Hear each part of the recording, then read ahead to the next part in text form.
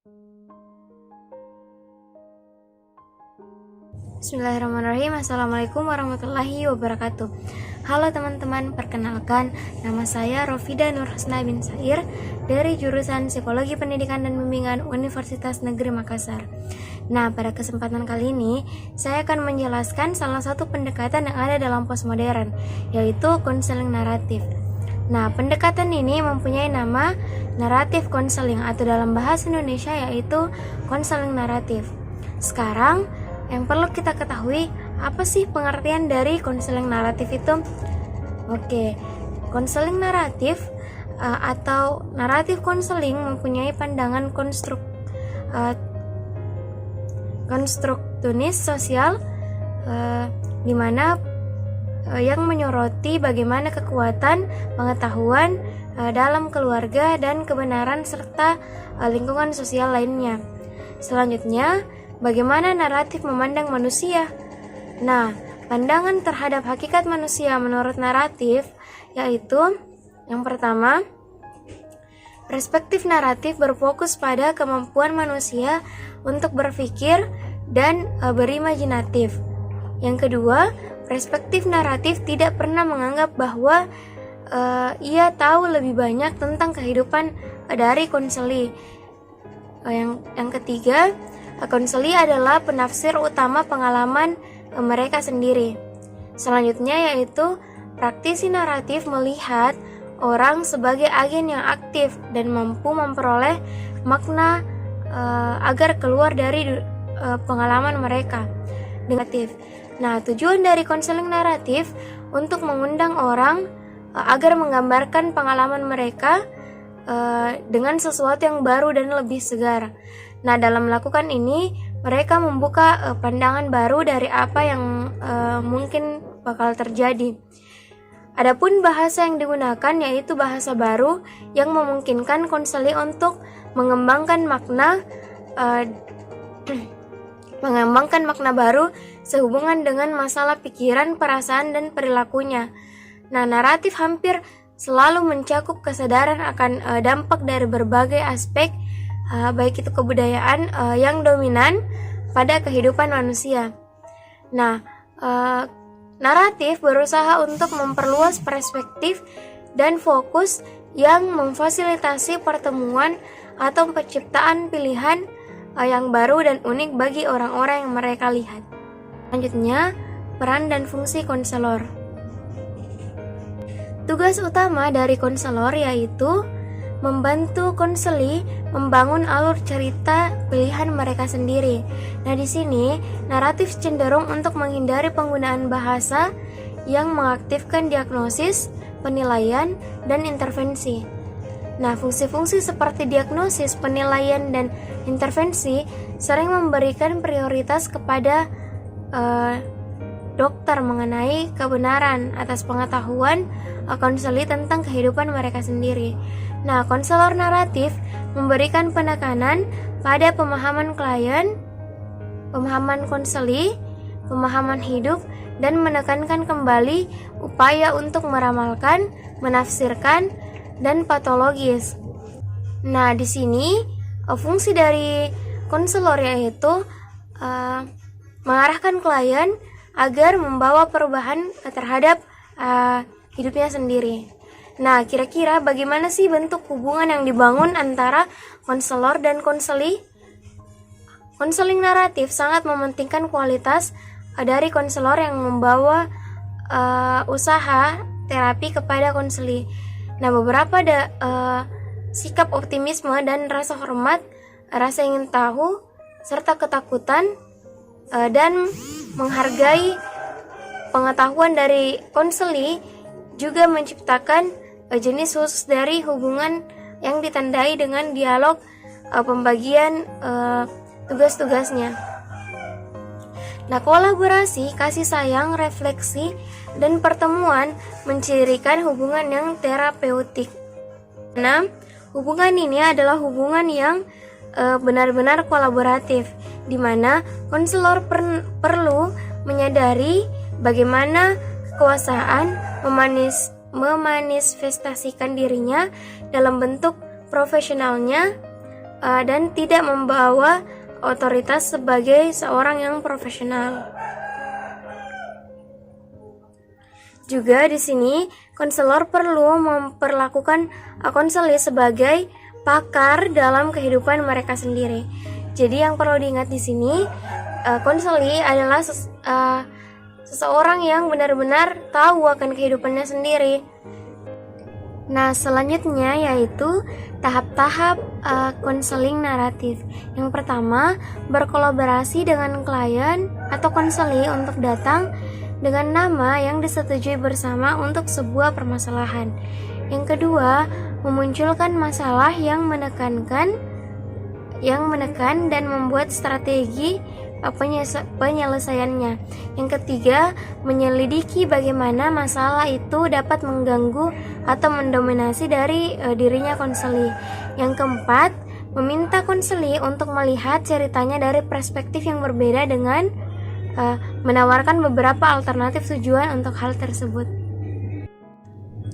Selanjutnya yaitu menemukan saat ketika konseli tidak didominasi atau putus asa dengan masalahnya dengan mencari beberapa pengecualian untuk masalahnya ini. Yang selanjutnya yaitu mencari bukti historis untuk mendukung pandangan baru dari konseli yang dimana cukup kompeten untuk bangkit dan mengalahkan atau melarikan diri dari dominasi atau penindasan masalahnya konseli. Nah, pada tahap ini identitas seseorang dan dikisahkan hidup mulai ditulis ulang. Yang selanjutnya yaitu meminta konseli untuk berspekulasi tentang masa depan yang diharapkan bagaimana dengan melihat beberapa kekuatan atau kompetensi konseli agar dapat membayangkan dan merencanakan masa depannya yang dapat mengurangi atau mencegah hidup yang bermasalah di kemudian hari. Kemudian mencari atau membuat pendukung untuk memahami dan mendukung cerita baru dari konseli. Hal ini tidak cukup untuk membaca atau membuat cerita baru. Konseli perlu cerita baru di luar dari terapi yang dilakukan atau konseling yang dilakukan, karena masalah orang tersebut awalnya dikembangkan dalam konteks sosial adalah penting untuk melibatkan lingkungan sosial dalam mendukung kisah hidup baru tersebut. Nah, selanjutnya teknik-teknik konseling dalam naratif, yaitu yang pertama pertanyaan dan pertanyaan lainnya, di mana pertanyaan yang ditanyakan oleh konselor naratif mungkin nampaknya melekat dalam sebuah percakapan yang unik. Bagian dari dialog tentang dialog sebelumnya, yang penemuan kejadian-kejadian unik atau eksplorasi proses kultur yang dominan dan memberikan perintah mengenai tujuan dari konseling naratif ini. Yang kedua ada eksternalisasi dan dekonstruksi, di mana konselor naratif berbeda dari terapi tradisional lainnya, di mana naratif percaya bahwa bukan orangnya yang menjadi masalah, tetapi masalahnya memang merupakan sebuah permasalahan. Nah, di mana menghadapi sebuah masalah tidak menjadi satu dengan masalahnya. Masalah dengan kisah-kisah tentang masalah memiliki pengaruh pada penyelesaian masalah tersebut. Selanjutnya, penemuan hasil yang unik. Nah, dalam pendekatan naratif, dalam konseling naratif, eksternalisasi pertanyaan-pertanyaan diikuti dengan pertanyaan untuk mencari hasil yang unik, di mana konselor akan berbicara kepada konseli tentang momen, pilihan, atau keberhasilan yang berkaitan dengan masalah. Nah, ini dilakukan dengan memilih perhatian dan beberapa pengalaman yang terpisah dari cerita permasalahannya konseli. Misalkan, apakah ada waktu di mana kemarahan akan menguasai Anda dan Anda dapat melawannya? Seperti apakah diri Anda? Kemudian bagaimanakah Anda melakukan hal-hal tersebut? Nah, pertanyaan-pertanyaan yang seperti itu yang dimaksudkan untuk menyoroti momen-momen ketika masalahnya konsel itu tidak terjadi, atau ketika masalah ketika masalah dapat diatasi dengan baik. Nah, selanjutnya alternatif cerita dan reotoring, di mana membentuk cerita menjadi berulang-ulang dalam dekonstruksi. Dan naratif di sini, konselor naratif akan mendengarkan cerita baru tersebut, di mana orang-orang dapat secara berlanjut dan aktif mengarang kembali hidupnya.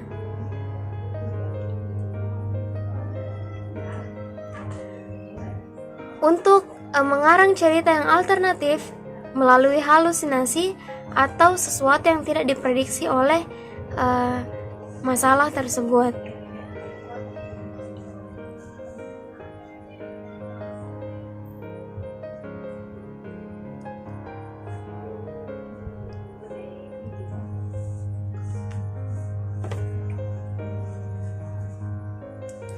Nah, itulah tadi penjelasan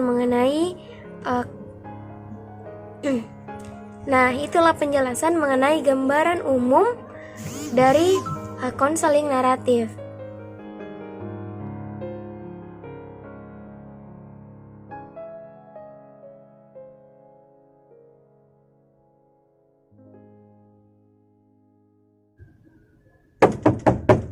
Assalamualaikum. Iya, waalaikumsalam. Silakan masuk, Nak. Selamat pagi, Bu. Iya, selamat pagi. Silakan duduk. Terima kasih, Bu. Iya. Apakah saya mengganggu waktu Ibu? Tidak, Nak. Kebetulan Ibu punya banyak waktu hari ini. Bagaimana kabarmu dan bagaimana weekendmu? Apakah kamu menikmatinya? Alhamdulillah, keadaan saya baik, Bu. Weekend selalu berujung mengerjakan tugas. Wah, sepertinya kamu memiliki cukup banyak tugas ya. Itu cukup padat. Semangat, kamu pasti bisa melakukannya. Iya, Bu. Insya Allah saya terus berusaha untuk itu. Wah, hebat sekali ya. Siap, terima kasih, Bu. Iya, sama-sama. Ibu sampai lupa. Apakah kamu sudah pernah melakukan konseling sebelumnya? Salah lagi. Belum pernah, Bu. Oke, jadi apakah kamu sudah pernah melakukan konseling sebelumnya? Oh iya, Bu, saya belum pernah melakukan konseling. Oh, belum pernah ya.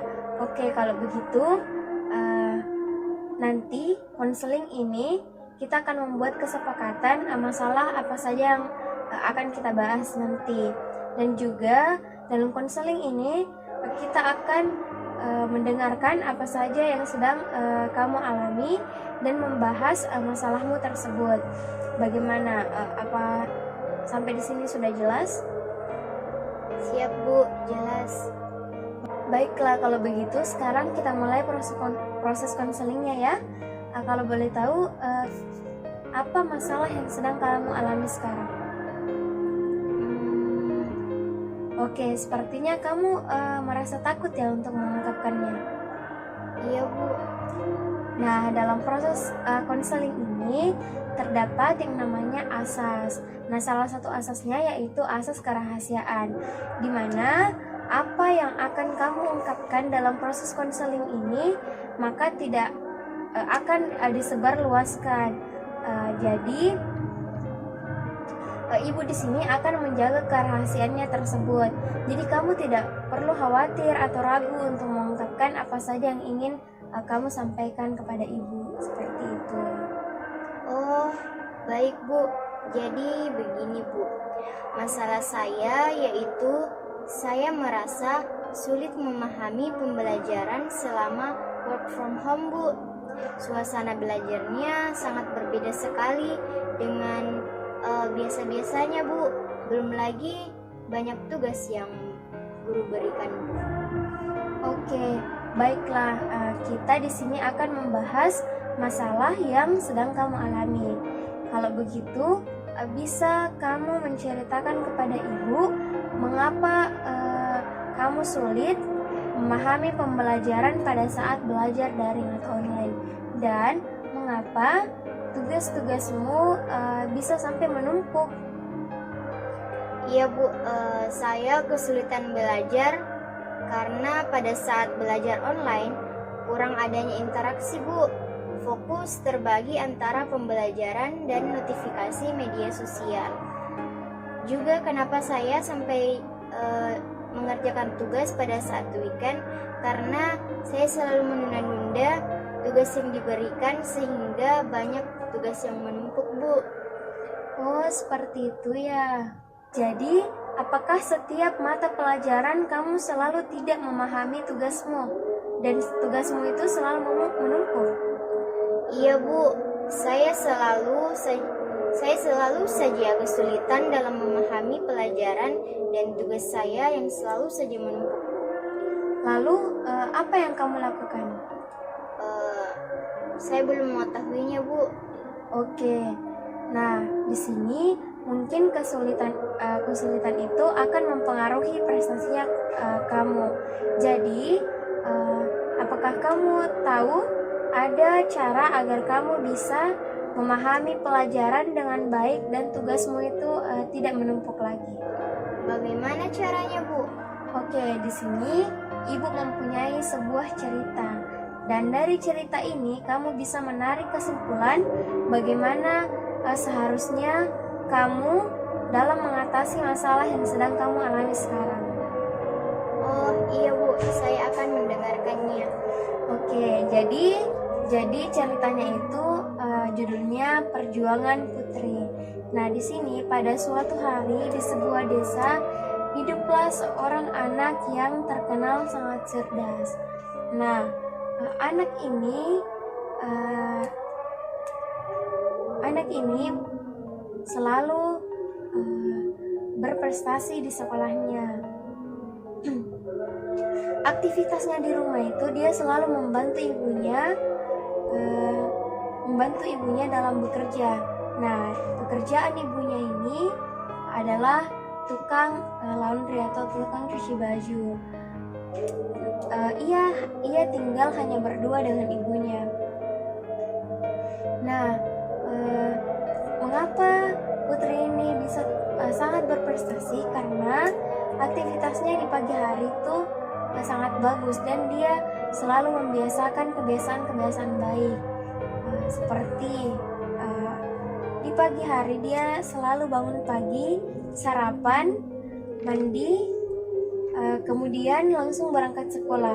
Sepulang sekolah, dia selalu membantu ibunya. Setelah membantu ibunya, dia kembali masak dan makan malam. Dan setelah itu, dia selalu punya waktu untuk belajar. Dia tidak mau melewatkan satu hari pun tanpa belajar, minimal 2 jam dalam belajar. Setelah belajar, Putri kemudian mengerjakan tugasnya. Setelah selesai, ia langsung tidur, kemudian begitu seterusnya. Jadi kebiasaannya Putri itu ia selalu membiasakan diri untuk belajar. Dan ia juga membuat schedule atau jadwal pelajaran sehingga ia tidak ketinggalan dalam pembelajarannya. Maka dari itu ia terkenal sebagai siswa yang berprestasi. Nah, dari cerita tersebut, apakah kamu bisa menyimpulkan bagaimana dia mengatasi masalah tersebut? Iya Bu, saya bisa menyimpulkannya. Coba kamu ungkapkan apa yang kamu dapat dari cerita tadi. Oh, jadi begini Bu, dari cerita itu tadi mengisahkan bahwa tokoh cerita mampu menyelesaikan setiap tugasnya karena ia membuatkan jadwal khusus dan tidak menunda-nundanya. Dalam cerita tersebut juga memperlihatkan bahwa tokohnya dapat fokus dan mampu memahami pelajaran karena ia terbiasa setiap mulai pembelajaran ia selalu mandi dan sarapan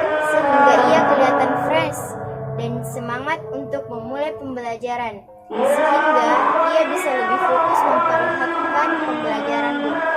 Oke, jadi bagaimana? Apakah apa yang akan kamu lakukan setelah konseling ini? Mungkin yang akan saya lakukan adalah memulai dengan membiasakan diri untuk bangun pagi, mandi, dan juga sarapan sebelum memulai pembelajaran, Bu. Sehingga saya akan terasa fokus dan saya akan membuat jadwal untuk schedule dan untuk tugas-tugas saya agar termanajemen dengan baik, Bu. Oke, sepertinya kamu sudah bisa menemukan cara bagaimana untuk mengatasi masalah yang sedang kamu alami sekarang ya. Iya, Bu. Baiklah, dari kegiatan konseling kali ini, apa kira-kira yang kamu dapatkan? Saya jadi sadar akan kekurangan saya dalam memanage tugas, Bu. Dan saya tahu bahwa tidak boleh keseringan begadang agar tidak bangun kesiangan, Bu. Oke, baiklah. Pertemuan kali ini kita cukupkan sampai di sini ya. Mungkin kita akan melakukan pertemuan lagi. Bagaimana? Apakah bisa pada hari dan waktu yang sama, Bu? Iya, bisa. Bisa sekali ya, kita akan laksanakan pada hari yang sama saja. Oke, sebelum kita mengakhiri pertemuan kita pada hari ini, Ibu akan menyimpulkan pembicaraan kita selama proses konseling yang telah kita lakukan dari awal sampai akhir. Nah, di awal kamu sudah mengatakan bahwa kamu kesulitan dalam memahami pembelajaran dan tugasmu itu selalu menumpuk.